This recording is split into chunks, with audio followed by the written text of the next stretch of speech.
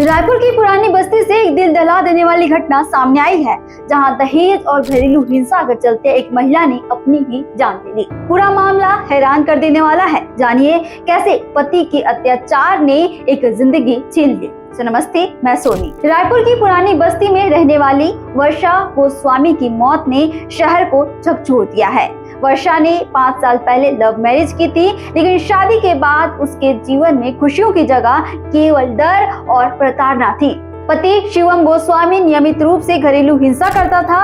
जुए सट्टे में लिप्त होने के साथ वह वर्षा को मायके से पैसे लाने के लिए दबाव डालता और उसे ताने भी देता था। 10 सितंबर दोपहर लगभग 12 बजे वर्षा अपने पति के अत्याचार से तंग होकर महिला थाने में काउंसलिंग के लिए आई थी। इसी दौरान उसने खुद को आग के हवाले कर दिया।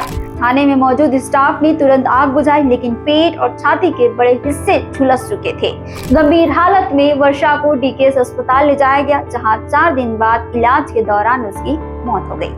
मालती, जो वर्षा की बहन है, उन्होंने बताया कि लव मैरिज के बाद से ही शिवम लगातार वर्षा को मारता पीटता और धमकियों का शिकार बनाता था। साल 2020 में दिवाली के पहले आरोपी पति ने वर्षा का सिर भी फोड़ दिया था। उस समय भी पुलिस ने कोई ठोस कार्रवाई नहीं की थी। शिवम लगातार दहेज के लिए वर्षा को परेशान करता था। वह उसे मायके से पैसे लाने के लिए दबाव डालता और ताने कसता कि वह भिखारी घर से खाली हाथ आई है।